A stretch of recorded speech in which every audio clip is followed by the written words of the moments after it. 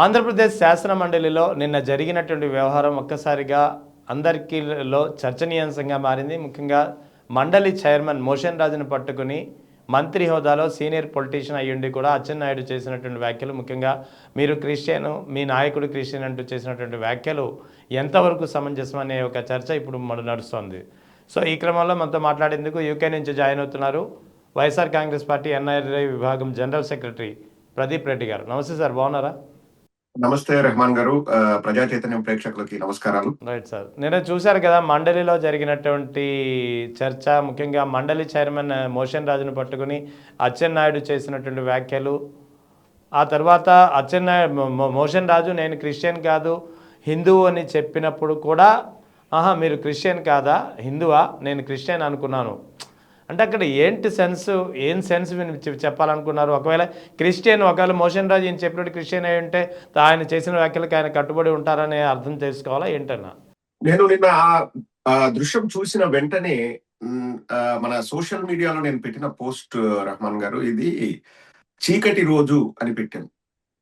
అంటే మన ప్రజాస్వామ్యానికి కులాలతో మతాలతో సంబంధం లేదు. మన ప్రజాస్వామ్యానికి దేవాలయాలు ఏంటివి అంటే పార్లమెంట్, అసెంబ్లీ, మండలి, ఇవి దేవాలయాలు. పవిత్రమైన దేవాలయం లాంటి మండలిలో ఇప్పుడు అధ్యక్ష స్థానంలో ఉన్న స్పీకర్ ని గాని చైర్మన్ ని గాని పట్టుకొని అధికారం ఉంది కదా అని చెప్పేసి నీ కులం ఏంటి, నీ మతం ఏంటి అని మాట్లాడడం నాకు తెలిసి భారతదేశ చరిత్రలో ఇది మొదటిసారి అండి. ఇది చాలా చాలా దురదృష్టకరం. అండ్ అచ్చెన్నాయుడు గారు ఏ ఉద్దేశంతో మాట్లాడారో, వాళ్ళు ఏ రాజకీయ అవసరాల కోసం ఈ విషయం మాట్లాడారో వారు చెప్తేనే బాగుంటుంది. కానీ ఇది ప్రజాస్వామ్యంలో ఒక చీకటి రోజు అండి. అంబేద్కర్ గారు అసమానతలను తొలగించాలని చెప్పేసి రాజ్యాంగాన్ని పొందుపరిస్తే ఆ రాజ్యాంగ విలువలకు తూట్లు పొడుస్తూ నిన్నటి రోజున ప్రజలందరూ, తెలుగు ప్రజలందరూ, యావత్ ప్రపంచంలో ఉన్న తెలుగు ప్రజలందరూ చూస్తుండగా మండలి చైర్మన్ ని పట్టుకొని నీ మతం ఏంటి, నువ్వేంటి అంటే మత ప్రాతిపదికన వారు ఏం చేస్తున్నారన్నది అచ్చెన్నాయుడు గారు చెప్పాలనుకున్నారో నాకు తెలియదండి. అండ్ ఇక్కడ అంటే నిజంగానే ఒక క్రిస్టియనో లేకపోతే ఒక ముస్లిమో ఉంటే వాళ్ళు అనర్హులు అక్కడ మండలి చైర్మన్ గా ఉండడానికి. ఎంతటి దౌర్భాగ్యపు స్థితిలో మన రాష్ట్ర రాజకీయాల్ని వీళ్ళు దిగదారుస్తున్నారంటే చాలా బాధేసిందండి. ఇక్కడ మనం ఏదో ప్రతిపక్షం వాళ్ళం కాబట్టి ఏవో విమర్శలు చేయాలని కాదండి. ప్రజాస్వామ్య విలువలు కాపాడాలనుకునే ప్రతి భారతీయుడు ఖండించాల్సిన విషయం ఇది. అసలు మతం ఎందుకు వచ్చిందండి అక్కడ? దేని గురించి మతం వచ్చింది? మత ప్రస్తావన ఎందుకు వచ్చింది? నాకు ఆశ్చర్యం వేసింది అండి. మళ్ళా దానికి 100 కారణాలు చెప్పుకున్నా అది అతని మనస్తత్వాన్ని తెలియజేస్తుంది తప్పితే నేను అలా అనలేదు, ఇలా అనలేదు అంటే ఇరుకున పెడదాం, మత బూచి చూపించి ఇరుకున పెడదాం, లేకపోతే వాళ్ళని కార్నర్ చేద్దామన్న ఉద్దేశంతో మాట్లాడిన మాటలు తప్పితే ఇది ఈ రోజు కాదండి. ఎప్పుడైతే చంద్రబాబు నాయుడు గారు జంతు కొవ్వు కలిసిందని సెప్టెంబర్ 18, 2024లో మొదలు పెట్టారో ఆ రోజు నుంచి మతాన్ని బూచిగా చూపించి రాజకీయంగా లబ్ధి పొందుదామన్న ఏకైక యావతో వాళ్ళు మాట్లాడుతున్న మాటలు. అంటే ఇప్పుడు ఎవరైనా యంగ్స్టరో లేకపోతే సోషల్ మీడియాలో ఉన్న పిల్లగాల్లో వాళ్ళు మాట్లాడితే వాళ్ళకు పరిపక్వత లేదు, వాళ్ళ అమాయకులు, వాళ్ళకి తెలియదు, మెచ్యూరిటీ లేదు అని చెప్పేసి మనం సర్ది చెప్పుకోవచ్చండి. 5-6 సార్లు ఎమ్మెల్యేగా పనిచేసిన అచ్చెన్నాయుడు గారు మాట్లాడడం చాలా బాధాకరం అండి. ఇక్కడ 2 పరిణామాలు సార్. ఒకటి, నిన్న జరిగినటువంటి మండలిలో జరిగినటువంటి పరిణామాలు ఒక్కసారిగా మనం పరిశీలిస్తే మీరు క్రిస్టియన్, మీ నాయకుడు క్రిస్టియన్ అని చెప్పి అన్నారు. ఆ తర్వాత మోషన్ రాజు కలగజేసుకుని నేను క్రిస్టియన్ కాదు హిందువుని అని చెప్పి వివరణ ఇచ్చుకున్నారు. యాక్చువల్లీ వాస్తవానికి మోషన్ రాజు గారు వివరణ ఇచ్చుకోవాల్సిన అవసరమే లేదు అక్కడ. అసలు నా మతంతో మీకు పని ఏంటని చెప్పి సీరియస్ అయ్యి ఉండి ఆయన సభ నుంచి బయటికి పంపించేయచ్చు, లేదా సభను అక్కడితో వాయిదా వేసే అవకాశం కూడా, ఆ పవర్ కూడా ఆయనకు ఉంది కదా. ఇక్కడ ఒక్కొక్కరు ఒక్కొక్క మనస్తత్వం కలిగి ఉంటారు రెహమాన్ గారు. నాకు తెలిసి, అంటే నాకు మోషన్ రాజు గారితో పెద్ద పరిచయం లేదు, బట్ నాకు తెలిసి వాళ్ళు చాలా మృదు స్వభావులు. వారు ఏదైనా కానీ వెరీ సాఫ్ట్ పర్సన్. అండ్ వివాదాలు కోరుకునేవారు కాదు, వివాదాల జోలికి వెళ్లేవారు కాదు. ఆయన ఎంతో హుందాగా, మా పార్టీ వారు కాదనండి, ఎంతో హుందాగా సభను నడుపుదాము, సభా సమయం చాలా విలువైనది, సభలో మాట్లాడించిన వాటి గురించి మాట్లాడదామని చెప్పేసి వారు సంయమనం పాటించి వారు సభను నడపాలని ప్రయత్నం చేశారు. ఎస్, నేనైతే ఒకటి బలంగా నమ్ముతానండి. ఇక్కడ నేను క్రిస్టియన్ కాదు, నేను హిందువుని, నేను ముస్లింని, లేకపోతే నేను జైన్ని, నేను సిఖ్ని అని చెప్పాల్సిన అవసరం అయితే లేదండి. మనం భారతీయులం ఇంకా అంతవరకే. ఇంకా రాజకీయాల్లో రాజ్యాంగంలో అంతకంటే వేరే అవకాశమే లేదు. అసలు నన్ను అడిగితే ఖచ్చితంగా అండి నేను మీతో ఏకీభవిస్తాను. అక్కడ అసలు నేను హిందువుని అని చెప్పాల్సిన అవసరం లేదు, నేను క్రిస్టియన్ కాదు అని చెప్పాల్సిన అవసరం కూడా లేదండి. మనమంతా మనుషులం అంతే. ఎవరి విశ్వాసాలు వాళ్ళకు ఉంటాయి. కానీ విశ్వాసాలని ఇప్పుడు ప్రమాణం చేసినప్పుడు కూడా ఏమంటారండి, రాగద్వేషాలకు అతీతంగా బంధుప్రీతి చూపించుకోకుండా నేను పరిపాలన చేస్తాను, నా కర్తవ్యాలు నెరవేరుస్తానని చెప్తారు. అంటే అర్థం ఏంటి? అక్కడే మనం ఓత్ తీసుకున్నప్పుడే అన్నిటినీ ఇంటి దగ్గర పెట్టి రావాలి అన్నది అర్థం. ఇంకా ఆ విషయం అచ్చెన్నాయుడుకు తెలియకపోవడం హాస్యాస్పదం అండి. ఇంకొకటి మోషన్ రాజు గారి వివరణ ఇచ్చిన తర్వాత అచ్చెన్నాయుడు ఏమంటున్నారు, మీరు క్రిస్టియన్ కాదా, క్రిస్టియన్ అనుకున్నాను, హిందూ అని ఇప్పుడు చెప్తుంటే నాకు తెలిసింది. అంటే ఏంటి, ఇక్కడ ఈయన ఒకవేళ క్రిస్టియన్ అయి ఉంటే ఈయన చేసినటువంటి వ్యాఖ్యలు అక్కడ సరైనవే అని చెప్పి భావించాల్సి వస్తుందని ఆయన అభిప్రాయమా ఏంటి? వాళ్ళు ఒకటి ఏదైనా లేవనెత్తుతారండి. అంటే ఇక్కడ నాకు బాధ అనిపించేది ఏంటంటే, ఆ హీట్ ఆఫ్ ద మూమెంట్ లోనో క్షణికావేశంలోనో ఏదో ఒక మాట అంటారు. ఆ మాట అన్న తరువాత దాన్ని కరెక్ట్ చేయడానికి నానా తంటాలు పడతారండి.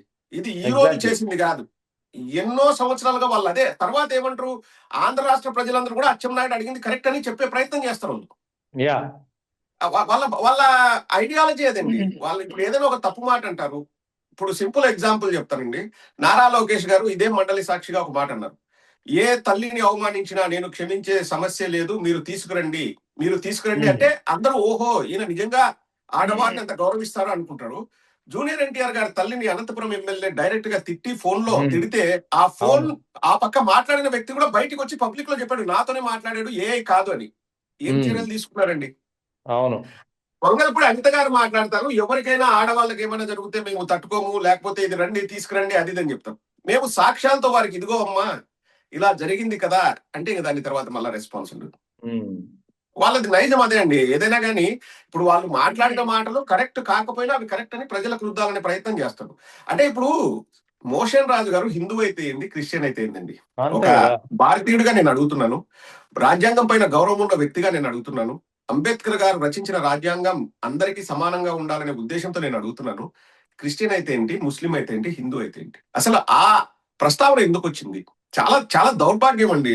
అంటే నాకు నిజంగా బాధ అనిపించేది ఏంటంటే, రాష్ట్రాన్ని ఇంకా ఎంత వెనక్కి తీసుకెళ్తారు తెలుగుదేశం వాళ్ళు. మీరు గమనిస్తే 40 ఏళ్ల చరిత్ర కలిగిన పార్టీ తెలుగుదేశం అండి. గతంలో ఎప్పుడూ కూడా మన అపోజిషన్ వాళ్ళైనా మనం ఒకటి వాస్తవాలు మాట్లాడుకోవాలా, మత రాజకీయాలు చేసిన చరిత్ర లేదండి వాళ్ళది. వాళ్ళది ఎప్పుడన్నా అక్కడ ఇక్కడ చెదురుమదురుగా ఏదైనా కానీ, ఇప్పుడు ముస్లిం ఓట్లు ఎక్కువ ఉంటే, ఇప్పుడు నంద్యాల ఎగ్జాంపుల్ అండి, ఉప ఎన్నిక జరిగినప్పుడు అప్పటికి వాళ్ళు బీజేపీతో కటీఫ్ అన్నారు. వైఎస్ఆర్ కాంగ్రెస్ పార్టీ వాళ్ళు బీజేపీతో పొత్తు పెట్టుకుంటున్నారు, మతతత్వ పార్టీతో పొత్తు పెట్టుకుంటున్నారు అని నంద్యాలలో ముస్లిం ఓట్లు ఎక్కువ ఉన్నాయని ఆ రోజు మాట్లాడారు. ఇది బై ఎలక్షన్ భూమా బ్రహ్మానంద రెడ్డి పోటీ చేసినప్పుడు, నాకు బాగా గుర్తు. సో అలా అక్కడక్కడ చెదురుమదురు సంఘటనలు తప్పితే వాళ్ళు అంటే ఈ మత రాజకీయాలు చేసింది చాలా తక్కువ. కానీ గత 2 ఏళ్లుగా చూస్తుంటే వాళ్ళ ట్రాకే సపరేట్ గా వెళ్ళిపోతుందండి. అంటే వేరే రూట్ లో వెళ్ళిపోతుంది. అంటే ఇంకా ఎంతవరకు తీసుకొస్తున్నారంటే, ఇంకా ఇతర మతస్థులు వాళ్ళు బిక్కుబిక్కుమంటూ బతకాలి ఈ దేశంలో, ఈ రాష్ట్రంలో అనే యాంగిల్లోకి తీసుకెళ్తున్నారు. చాలా బాధాకరం అండి, శోచనీయం ఇది. అంటే తెలుగుదేశానికి ఆ పద్ధతి కాదు. మన ప్రతిపక్ష పార్టీ అయినా మనం చూసుకుంటే 40 ఏళ్ళుగా అది లేదండి. కానీ క్లియర్ గా లేదు. ఈ 2 ఏళ్ల నుంచి ఎందుకు వాళ్ళు ఇలా మారుతున్నారో, పవన్ కళ్యాణ్ తో దోస్తీ కట్టడం వలన, లేకపోతే బీజేపీతో దోస్తీ కట్టడము, వాళ్ళను ప్రసన్నం చేసుకోవాలనే ఏందో అర్థం కాదు. కానీ క్లియర్ గా అండి, ఇప్పుడు ఇన్నిసార్లు ఇంతగా ఈ 2 ఏళ్లలో ఏం నడిచిందిరా స్వామి అంటే, కులాల ప్రాతిపదికన, మతాల ప్రాతిపదికన పరిపాలన నడుస్తుంది తప్పితే ఎక్కడ కూడా సంక్షేమం, అభివృద్ధి అనే దానిపైన పరిపాలన లేదండి. అదే చూస్తున్నాం, తిరుమల లడ్డూ నుంచి మొదలైనప్పటి నుంచి మతం చుట్టూనే రాజకీయాలు నడపాలనే ఒక ప్రయత్నం అయితే గట్టిగా కనిపిస్తున్నట్టు ఉంటుంది కూటమి ప్రభుత్వ విధానాల్లో. 100% సార్, అందులో ఎటువంటి అనుమానాలు లేవు. అందులోనూ ఎందుకు ఇది జరుగుతుందంటే అది కూడా నేను క్లియర్ గా చెప్తానండి రాష్ట్ర ప్రజలకు మీ ఛానల్ ద్వారా. ఇప్పుడు జగన్మోహన్ రెడ్డి గారు 4 గోడల మధ్య వారు నమ్మే విశ్వాసాలని, ఆ మత విశ్వాసాలని పూర్తిగా చూపిస్తూ, ఇప్పుడు జగన్మోహన్ రెడ్డి గారు క్రిస్టియానిటీని ఫాలో అవుతారు కదా, మనం ఆ యాంగిల్లో ప్రజల్లో ఒక వ్యతిరేకత రెచ్చగొడితే, మనము ఆడబిడ్డ నిధి ఇవ్వకపోయినా గెలవగలము, మనము నిరుద్యోగ భృతి ఇవ్వకపోయినా గెలవగలము, మనము రైతు భరోసా ఇవ్వకపోయినా గెలవగలము, గెలవగలము. మనము ఇచ్చిన హామీలు 5,000 కాదు 10,000 ఇస్తాం, వాలంటీర్లను కొనసాగిస్తామని అది తుంగలో తొక్కినా మనము గెలవగలము. జనవరి 1వ తేదీ ప్రతి సంవత్సరం జాబ్ క్యాలెండర్ రిలీజ్ చేస్తున్నాము, అది చెయ్యకపోయినా గెలవగలము. అలాగే పెట్రోల్ డీజిల్ రేట్లు దేశంలోనే అతి తక్కువ పెట్రోల్ డీజిల్ రేట్లు ఉండేలాగా చూసుకుంటామన్నారు. ఇప్పటికీ దేశంలోనే నెంబర్ 1 రేట్లు ఉండేది మన ఆంధ్రప్రదేశ్ లో. ఇంకా ఎక్కువ రేట్లు పెంచినా మనము గెలవగలము. ఏమీ చెయ్యకపోయినా, ఇచ్చిన హామీలు నెరవేర్చకపోయినా మతం పేరుతో గెలవగలము అనే ఒక కొత్త ఆలోచనతో, ఇంతకుముందు కులం పేరుతో గెలిచారనేది వాళ్ళ ఫీలింగ్ అండి. కుల భావన పెంచుకోండి స్వయంగా పవన్ కళ్యాణ్ గారు పబ్లిక్ లో ఆన్ రికార్డ్ చెప్పారు. సో ఇది వాళ్ళ అజెండా. Very simple. అంటే ఇప్పుడు ఆంధ్ర రాష్ట్ర ప్రజలు ఆలోచించుకోవాలి. అంటే ఒక మతం పేరు చెప్తే మీకు ఏమీ చేయకపోయినా మీరు ఓటేస్తారా లేదా అన్నది ఆంధ్ర రాష్ట్ర ప్రజలు నిర్ణయించుకోవాలండి. రైట్. ఇక టీటీడీ చైర్మన్ బిఆర్ నాయుడు వ్యవహారం గురించి మీరు వినే ఉంటారు, చూసే ఉంటారు. అంటే ఇంత జరిగినా ఇంత నిస్సిగ్గుగా ఇంకా అదే పదవిలో కొనసాగుతున్నారు ఆయన. కనీసం గతంలో వైఎస్ జగన్ ముఖ్యమంత్రిగా ఉన్నప్పుడు అప్పుడు ఎస్వీబీసీ చైర్మన్గా ఉన్నటువంటి పృథ్వీరాజ్, సినీ హీరో, సినిమా నటుడు, 30 ఇయర్స్ ఇండస్ట్రీ అంటుంటాం కదా, ఆయనకు సంబంధించినటువంటి ఒక ఆడియో క్లిప్ బయటపడితే అతన్ని జగన్ చాలా సీరియస్గా తీసుకుని అతన్ని ఆ పదవి నుంచి రిమూవ్ చేశారు. ఇక్కడ సాక్షాత్తు టీటీడీకే చైర్మన్ అయినా ఆల్మోస్ట్ తిరుమల తిరుపతి దేవస్థానానికి ఫస్ట్ సిటిజన్ అని చెప్పుకోవచ్చు. అటువంటి వ్యక్తి చేసినటువంటి వీడియో క్లిప్పింగ్స్ బయటపడినా సరే ఆయనే స్వయంగా మీడియా సమావేశంలో ఆ కుటుంబంతో నాకు 30 ఇయర్స్ సంబంధం ఉంది, అనుబంధం ఉంది, తప్పేంటనే విధంగా మాట్లాడినా సరే అతనిపై ఇంకా చర్యలు తీసుకోలేదు. కనీసం ఇటు చంద్రబాబు నాయుడు కానీ ఆమె అనపాలజెటిక్ సనాతని హిందూగా చెప్పుకున్నటువంటి పవన్ కళ్యాణ్ కానీ పల్లెత్తు మాట కూడా అనకపోవడం ఎలా అర్థం చేసుకోవాలి? ఇది చాలా పెద్ద టాపిక్ అండి. Thanks for asking. ఇక్కడ మనం గమనిస్తే అండి, ఎస్విబిసి చైర్మన్ గా పృథ్వీ ఉన్నప్పుడు ఆ రోజు అంటే నాకు తెలిసి ఉదయమో ఎప్పుడో ఆ ఆడియో బయటకు వస్తే సాయంకాలానికి రిజైన్ చేయించారండి. ఇక్కడ ఎందుకు రిజైన్ చేయించారంటే పృథ్వీ తప్పు చేశాడని కాదండి. అభియోగాలు వచ్చినప్పుడు ఏ పొజిషన్ లో ఉన్నాడన్నది చాలా చాలా ఇంపార్టెంట్.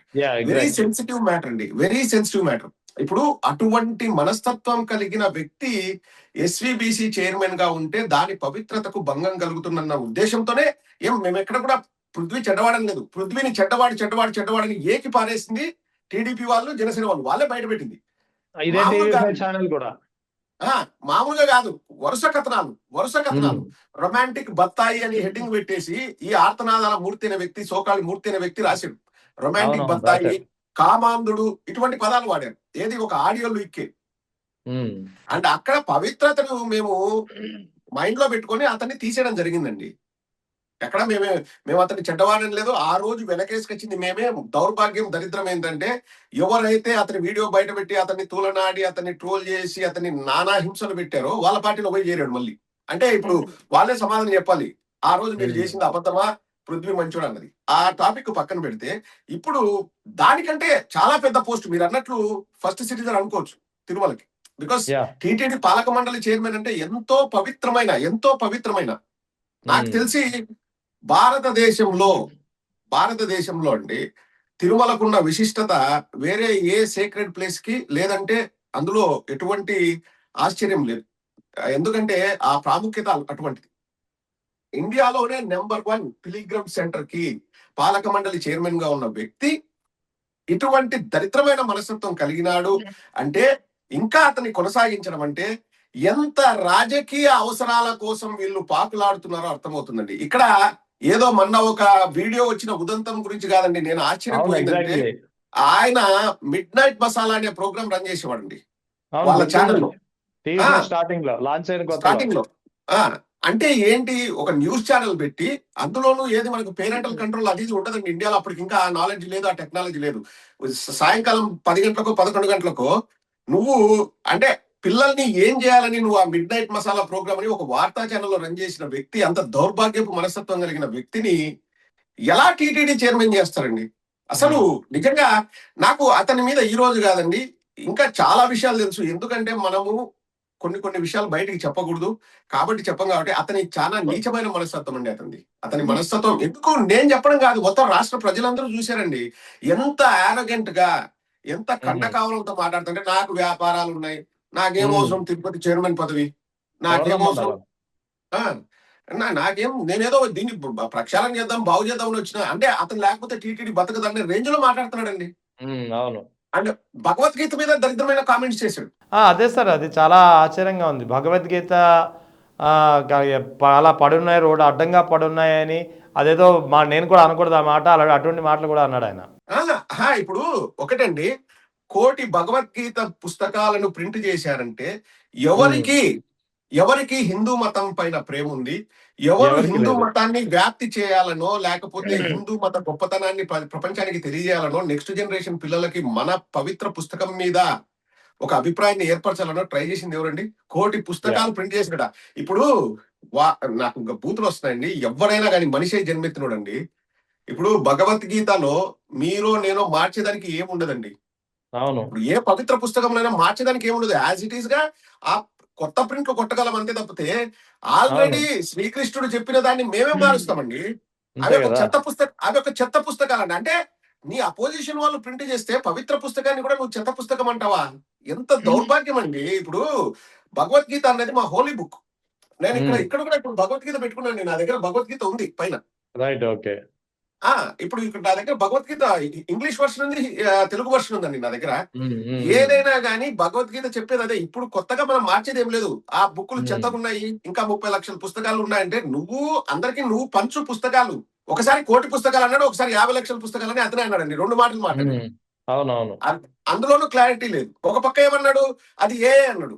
రెండో పక్క ఏమన్నాడు, 30 ఏళ్ళ అనుబంధం, నాకు దాంట్లో ఏం తప్పు అనిపించింది దాంట్లో అన్నాడు. అంటే ఏది కరెక్టు, ఏది రాంగు? ఇప్పుడు చంద్రబాబు నాయుడు గారికి మీ ఛానల్ ద్వారా నేను రిక్వెస్ట్ చేసేది ఏంటంటే, చంద్రబాబు నాయుడు గారు రాజకీయాలు ఎప్పుడైనా చేయొచ్చు. రాజకీయాలు చేయడానికి వేరే అవకాశాలు ఉంటాయి, ప్రజా సమస్యలు ఉంటాయి, అభివృద్ధి అజెండాగా రాజకీయం చేయొచ్చు, సంక్షేమ అజెండాగా రాజకీయం. దేవుణ్ణి అజెండాగా పెట్టుకుని రాజకీయం చేయకండి. ప్లస్ ఇటువంటి వ్యక్తి ఇతను గతంలో చేసిన పనులు ఈరోజు ఏదో కొత్తగా ఒక వీడియో వచ్చిందని కాదు, ఫోటోలు వచ్చినాయని కాదు. అతని మనస్తత్వం, అతని మాట తీరు, అతను మాట్లాడే తీరు. తిరుమల 7 కొండలు మాత్రమే కాదు, వెనకల ఇంకొక 8వ కొండ ఉంది, అదొక గబ్బు కొండనో ఏదో అన్నాడండి. గబ్బు కొండనో ఏదో అన్నాడు, అది కూడా కామెంట్ చేశాడు. ఓకే. అతను లేకపోతే తిరుమల ఉండదు అనే విధంగా అతని మనస్తత్వం ఉంది. చంద్రబాబు నాయుడు గారికి చెప్తున్నాను, చంద్రబాబు నాయుడు గారు మీరు ఇక పైన అతన్ని టీటీడీ చైర్మన్ గా కొనసాగిస్తే మీ విలువలకు మీరు తిలోదకాలు ఇచ్చుకున్నట్లే, మీ పరువు మీరు తీసుకున్నట్లే, రాజకీయంగా మీ గొయ్యి మీరు తవ్వుకున్నట్లే. అది చంద్రబాబు గారికి తెలియంది కాదు. కానీ వారు ఇప్పుడు నేను ఇతన్ని తీసేస్తే TV5 లో నాకు ఏమన్నా అగేన్స్ట్ గా రాయిస్తాడా, చెప్పిస్తాడా అని ఏమన్నా భయపడుతున్నారేమో మనకు తెలియదండి. చంద్రబాబు గారు చెప్తేనే మనం కూడా తెలుసుకుంటాం. అయితే ఇక ఇంత జరుగుతున్నా సరే పవన్ కళ్యాణ్ హైందవ ధర్మ పరిరక్షణకు నేను నడుము బిగించాను తనను తాను ఒక అన్అపాలజెటిక్ సనాతని హిందూగా ప్రకటించుకున్నారు, మెట్లు గడిగారు, ఏదేదో దీక్షలు అయ్యో చాలా చూసాం మనం. సో మరి అటువంటి ఇంత జరుగుతున్నా సరే కనీసం అతను ఇది నేను తప్పని అనట్లేదు, రైట్ అని అనట్లేదు, దాని గురించి ఏదో ఒక ప్రకటన అయితే విడుదల చేయాల్సి ఉంది కదా. నాకు బాగా గుర్తండి, జూన్ లో వాళ్ళ అధికారంలోకి వచ్చిన వెంటనే పాపం నంద్యాల డిస్ట్రిక్ట్ లో మొచ్చుమరిలో ఒక 8 ఏళ్ల బాలిక అదృశ్యమైంది. ఇప్పటి వరకు కూడా ఆ అమ్మాయి ఆచూకీ లేదు. పోలీసులు వాళ్ళు అడిగితే ఒక చిన్న పిల్లకి అన్యాయం జరిగినా, ఆడవాళ్ళకి అన్యాయం జరిగినా నేను తట్టుకోలేను అన్నారు కదా, ఇంతకు ముందు చట్టాలు కఠినతరం చేస్తా అన్నారు కదా, ఏం చేస్తారంటే నేనేం చేస్తా, స్కూల్లో టీచర్లు స్ట్రిక్ట్ గా ఉండాలా అని చెప్పినాడు. అదే మాట అన్నాడు ఆయన. స్కూల్లో టీచర్లు భయం పెట్టుకోవాలి, వాళ్ళు స్ట్రిక్ట్ గా ఉండాలి, మేమేం చేస్తాం అన్నాడు. ఎప్పుడైతే వాళ్ళకు నష్టం కలిగితే అని నవ్వడము, ఏదో తేలిగ్గా తీసి పారేయడమో చేస్తుంది. ఆయనకు 2 సినిమా డైలాగులు ఉన్నాయండి. అతని చర్యలు ఊహాతీతం, దట్స్ ద బ్యూటీ అంటారు కదా. అతను ఏం మాట్లాడతాడో, ఏం చెప్తాడో ఎవడికి తెలియదు, ఆయనకే తెలియదు. ఫస్ట్ ఆఫ్ ఆల్ ఆయనకే తెలియదు. ఇప్పుడు మనిషి అన్న తర్వాత ఒక పొలిటికల్ పార్టీ పెట్టిన వాడికి ఒక అజెండా అన్ని ఉంటాయండి. అవును, ఫిక్స్ అండ్ ప్రిన్సిపల్స్ ఉంటాయి. ఇవి మా పార్టీ సిద్ధాంతాలని, ఆ పార్టీ సిద్ధాంతాలు ఆ పార్టీ వరకు అవి హోలీ బుక్స్ వాళ్ళకి. ఆ పార్టీ సిద్ధాంతాల ప్రకారం మేము వెళ్తాం అనాలి. కానీ ఈయనకు పార్టీ సిద్ధాంతాలు ఏముండవు, అన్ని పేజీలు ఖాళీ పేజీలే. ఏది కావాలంటే అది రాసుకొని నింపుకుంటా ఉంటాడు. మళ్ళీ వెనక్కి వచ్చేసి నేను అప్పుడు అట్లా అనలేదు, ఇట్లా అనలేదు, అట్లా అనలేదు అంటాడు. సో అతను అంటే నాకైతే ఆశ్చర్యం కలిగించలేదండి. ఎందుకంటే ఈ గత 18, 20 నెలలుగా నేను కూడా కొద్దో గొప్ప ఆశలు పెట్టుకున్నా. ఒక చిన్న పిల్లకి అన్యాయం జరిగినా, ఒక ఆడపిల్లకి అన్యాయం జరిగినా తట్టుకోలేడు, బయటకొస్తాడు. హైందవ ధర్మానికి ఏదైనా జరిగినా విలవిల్లాడిపోతాడు. అసలు గాని నేను కూడా ఆశలు పెట్టుకున్నా. కానీ అవన్నీ రాజకీయంగా మాత్రమే అనేది ఈ 18, 20 నెలల కాలంలో మనకు తెలిసిపోయిందండి. అంటే అపోజిషన్ వాళ్ళ మీద ఓ కై కై కై అని రెచ్చిపోయి ఊగిపోయి అన్ని చేస్తాడు కానీ వాళ్ళ దగ్గరకు వచ్చే లోపల సైలెంట్ గా ఉంటాడు. ఎన్ని తప్పులు చేసినా అతను ఏం మాట్లాడు, అతను నోరు తెరిచి మాట్లాడు. ఇంకా మళ్ళా వాళ్ళని రెచ్చగొట్టడానికి ఏం చేస్తారంటే వైఎస్ఆర్ కాంగ్రెస్ పార్టీ వాళ్ళ పైన వాళ్ళు మేమేం రూలింగ్ లో లేవు, మేమేం లేవండి. మా మీద రెచ్చిపోవడానికి, మా మీద అరవడానికి మాత్రం ఇంకా అసలు ఊగిపోతాడు, రెచ్చిపోతాడు, వంగుతాడు, లేస్తాడు, కిందేసి కొడతా మిందేసి కొడతా అంటాడు. ఇంకా నాకు తెలిసి అండి చంద్రబాబు నాయుడు గారిని కూడా నేను ఏ రోజు ఈ మాట అనలేదు. ద మోస్ట్ డేంజరస్ పొలిటీషియన్ అంటే పవన్ కళ్యాణ్ అండి. The most dangerous. ఓకే. ఏ అస్త్రాన్ని వదలడండి, కులాన్ని వదలడు, మతాన్ని వదలడు, ఏ అస్త్రాన్ని కూడా వదలడండి. అంటే ఆ రోజుకి నాకు అది యూజ్ అయిందా? మొన్న కూడా అంటాడండి, మొన్న ఏదో మీటింగ్ పెట్టినప్పుడు ముస్లింలలో ఇలా జరిగితే పెద్ద రచ్చ, ఇది ప్రపంచ వ్యాప్తంగా వెళ్ళేది, క్రైస్తవులలో జరిగితే ఏం అవసరం అండి? అసలు ఏం అవసరము? What is the necessity? ఆయన ఎందుకంటాడో ఇప్పుడు నాకు బాగా గుర్తుండండి. ముస్లింలు నమాజ్ చేస్తే ఎక్కడికక్కడ ఉండిపోతారు, మనం గోవింద నామస్మరణ చేస్తే ఒక్కరు కూడా ఆగరంటే, మా హిందూ ధర్మంలో గోవింద నామస్మరణ చేస్తే ఆగాలన్న రూల్ లేదండి. కొండపైకి నడుచుకుంటూ వెళ్తూ గోవిందా గోవిందా అనుకుంటూ నడుచుకుంటూ వెళ్తాం. ఎక్కడ ఆగాలన్న రూల్ ఎక్కడ ఉంది? అసలు ఫస్ట్ ఆఫ్ ఆల్ వేరే మతంతో పోల్చాల్సిన అవసరం ఏముంది? అంతే కదా, ఎవరి మత విశ్వాసాలు వాళ్ళకి ఉంటాయి, ఎవరి మత ఆచారాలు విభిన్నంగానే ఉంటాయి ఖచ్చితంగా. అందరికీ ఒకేలా ఉండాలని రూల్ ఏం లేదు కదా. బహుశా ఆయనకి సనాతని గురించి ఇంకా తెలియకపోయి ఉండొచ్చులండి. కాదండి, ఒక నిమిషం ఎక్కువైనా కానీ నేను ఈ విషయం చెప్పదలుచుకున్నాను. ఇప్పుడు చెప్పండి, పర్లేదు.